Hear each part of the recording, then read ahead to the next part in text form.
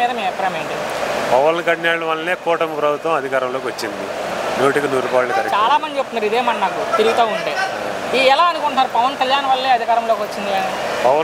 పవన్ కళ్యాణ్ లేకపోతే ఎవరికి వాళ్ళు ఎలక్షన్లోకి వెళ్తే ఓట్లన్నీ చీలిపోయాయి.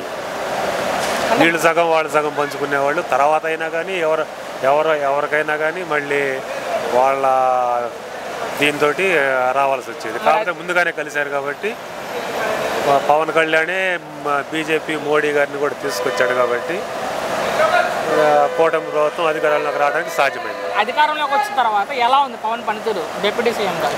బాగానే చేస్తున్నాడు. ఆయన కూడా బాగానే చేస్తున్నాడు. ఎక్కడ ఏది అడిగినా కూడా స్పందిస్తున్నాడు, వెళ్తున్నాడు అక్కడికి, అన్ని చూస్తున్నాడు, చెప్తున్నాడు. నిన్న చూసినట్లయితే బాబీ గిరిజన ప్రాంతాల్లో పెద్దపడిన ఒక విలేజ్లో రోడ్డు వేశారు. ఇన్ని ప్రభుత్వాల్లో లేని రోడ్డు నిన్నే పడింది పవన్ కళ్యాణ్ పర్యటించిన తర్వాత.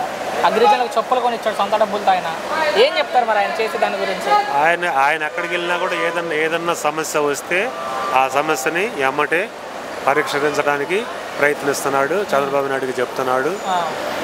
దాన్ని వెంటనే అమల్లోకి తీసుకొచ్చి ప్రజలను వదిలేసి గాలికి సినిమాలు చేసుకుంటున్నాడు పవన్ కళ్యాణ్ అంటున్నారు కొంతమంది. పవన్ కళ్యాణ్ ప్రజలను వదిలేసి సినిమాలు చేసుకుంటున్నాడు. ఆయన సినిమాలు ఎక్కడ చేస్తున్నాడు? ఎక్కడ ఏది జరిగినా కూడా వెళ్తున్నాడు కదా, హాజరవుతున్నాడు కదా. ఖాళీ టైంలో సినిమా చేసుకుంటున్నాడు. ఆయన వృత్తి అది. స్పెషల్ ఫ్లైట్ లో తిరుగుతున్నాడు, జనాలు సొమ్ముతో విలాసాలు చేస్తున్నాడు అంటున్నారు. స్పెషల్ ఫ్లైట్లో అంటే ఇప్పుడు ఎక్కడికన్నా వెళ్ళాల్సింటే వెళ్ళాలి కదా. ఓకే, తొందరగా వెళ్ళాలా, వాళ్ళని కలవాలా, వెళ్తున్నాడు, కలుస్తున్నాడు. ఫైనల్గా ఏం చెప్తారు ఒక్క మాటలో పవన్ కళ్యాణ్ గురించి మీ అభిప్రాయం? Pawan Kalyan very good.